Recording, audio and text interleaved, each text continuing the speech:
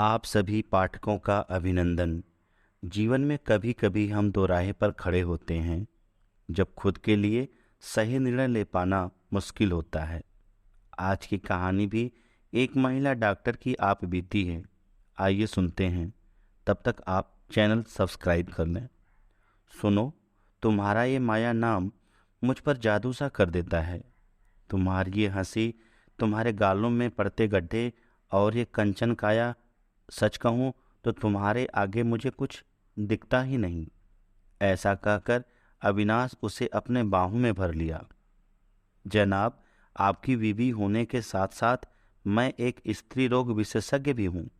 माया हंसते हुए अपने को छुड़ाकर उसकी नाक पकड़ते हुए कहा, माई हैंडसम हस्बैंड, आपके लिए बेड टी लेकर आई हूँ। शादी को 10 साल हो चुके हैं, कोई कल हमारी शादी नहीं हुई है। मुझे आज एक ऑपरेशन के सिलसिले में जल्दी निकलना है। आज आपकी मीटिंग डॉक्टर सिंह के साथ है। हाँ, आज एक ओपन हार्ट सर्जरी है। अविनाश जल्दी जल्दी चाय पीने लगे। तो famous heart surgeon the Avinash Kapoor अपना काम छोड़कर सुबह सुबह रोमांस करेंगे? क्यों मैडम, हमारे पास दिल नहीं है क्या? हमारे हार्ट की सर्जरी तो आप ही करेंगी। अविनाश ने उसका माथा चूम लिया। माया हंसती हुई हॉस्पिटल के लिए निकल गई।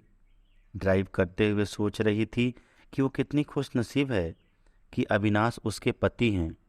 अचानक से उसकी आंखें भर आईं।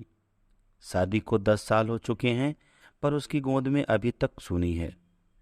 अकूत संपत्ति, सब सुख सुविधा, पर आंगन सूना है।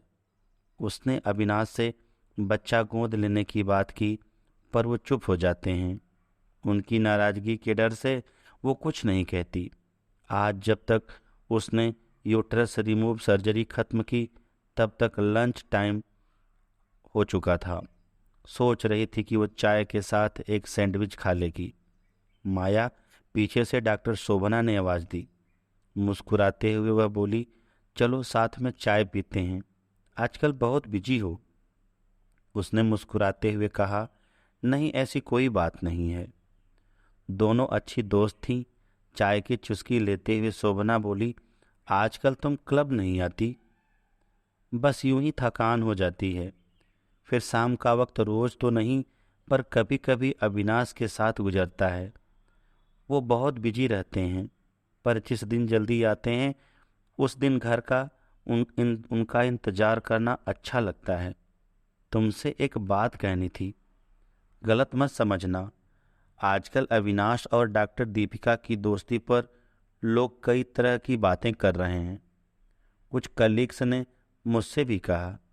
मैं कुछ समझी नहीं डियर। कभी किसी पर इतना भरोसा मत करो कि दिल टूट जाए। आज उसका दिल घबरा उठा था। नहीं नहीं, अविनाश ऐसा नहीं कर सकते। वो उसे बहुत प्यार करते हैं। कुछ दिनों से कई बार लेट हो जाते हैं, कई बार डिनर नहीं करते। रात को भी वह व्यवहार बदला बदला महसूस करती है, पर सोचती है शायद काम का प्रेशर है। वो उन्हें जान से भी ज़्यादा प्यार करती है। अब कहानी आपको सोचने पर मजबूर कर देगी। कहानी पूरी जरूर सुनिएगा। नहीं नहीं, हम दोनों के बीच किसी तीसरे के लिए कोई जगह नहीं है। छी, मेरा मन भी खराब कर दिया। उसने अपने सिर को झटका दे दिया। ऐसा सोचते हुए वह डू नॉट डिस्टर्ब के साइन को अनदेखा करते हुए अविनाश के रूम में चली गई। वहाँ का नज़ारा देखकर उसके पैरों तले जमीन खिसक गई। दीपिका अविनाश के बेहद करीब थी। अविनाश के कंधे से चिपकी हुई, अविनाश ने उसे सीने से लगा रखा था। उसकी अप्रत्याशित उपस्थिति से दोनों हड़बड़ा गए। दीपिका को अनदेखा करते हुए वह अविनाश से बोली, मैं घर जा रही हूँ, आपको ही बताने आई थी। आधा घंटे बाद अविनाश घर पहुँच गए। वो बहुत रो चुकी थी। अविनाश रूम में आए और उसकी बगल में बैठ गए। कुछ लम्हे खामोश गुजर गए। मुझे तुमसे कुछ कहना है। उन्होंने उसके कंधे पर हाथ रखा। उसने उनका हाथ झटक दिया।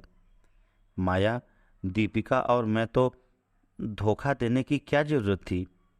आज तक हमेशा आपकी हर इच्छा पूरी की है, तो ये भी उसके आंसू बह चले। कब से चल रहा है ये सब? हम दोनों पिछले 6 महीने से एक साथ हैं। अविनाश का स्वर डूबा हुआ था।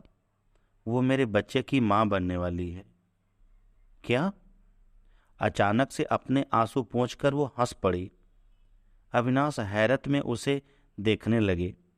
वो थके कदमों से खड़ी हुई। उसने अलमारी का लाकर खोला, उसमें से एक फाइल निकाली और अविनाश के आगे रख दी। खोलिए, कुछ साल पहले मैंने अपना चेकअप करवाया था, उसी की रिपोर्ट है। अविनाश ने कांपते हाथों से फाइल खोली तो पढ़ते पढ़ते उनके चेहरे का रंग उड़ गया। माया की रिपोर्ट बिल्कुल सही थी। उसके अंदर कोई कमी नहीं थी। तो क्या कमी उनके अंदर है? तो फिर वो बच्चा? अविनाश के मुंह से निकला। अपनी जांच जरूर करवाइए। माया ने शांत स्वर में कहा। मैं आपको चोट नहीं पहुंचाना चाहती थी, इसलिए चुप थी। चाहती तो आपको सब कुछ बताकर आपको टेस्ट करवाने के लिए कह सकती थी। कभी कहने का सोचा भी, पर आप हर्ट न हो इसलिए चुप हो गई। बच्चा गोद लेने की बात पर हर बार आपकी चुप्पी को आपकी ना का इशारा समझती रही। और मैं बेवकूफ़, मुझे तो प्यार के आगे मुझे कभी कुछ दिखा ही नहीं। परिवार के ताने जो कुछ सहा, सब आपके लिए, क्योंकि आप पर इल्ज़ाम लगाना मैं बर्दाश्त नहीं कर सकती थी। उसकी हिचकियां बंध गईं। खैर कोई बात नहीं, आपको आपके होने वाले बच्चे की बहुत बहुत बधाई। पर अब मेरा और आपका रिश्ता मैं ही ख़त्म कर रही हूँ। हाँ, एक वादा आपसे करती हूँ कि आपकी यह सच्चाई कभी किसी को पता नहीं चलेगी। ये सब उस बेपनाह मोहब्बत की खातिर जो मैंने आपसे की थी। मैं एक सफल डॉक्टर हूँ, आपसे किसी चीज़ की कोई इच्छा नहीं। हमेशा खुश रहिएगा। अपने होने वाले बच्चे के लिए, दीपिका के लिए, एक व्यंग के साथ ऐसा कहकर वह अविनाश को उनके धोखे के साथ एक झटके में पीछे छोड़कर बाहर निकल गई। कहानी यहीं पे तो ख़त्म हो गई साथियों। कहानी कैसी लगी प्रतिक्रिया ज़रूर दें। जल्दी ही इसका अगला भाग भी आपके बीच लेके आऊँगा। कहानी कुछ सवाल ज़रूर छोड़ती है। क्या दीपिका और अविनाश के संबंध जायज़ थे? क्या समाज उन्हें जायज़ होने की मान्यता देगा? अगर माया के अंदर कोई कमी नहीं थी तो कमी किसके अंदर थी? और अगर अविनाश के अंदर कमी थी तो दीपिका के पेट में पल रहा बच्चा आखिर किसका था? इन तमाम सवालों को जानने के लिए अगले पार्ट का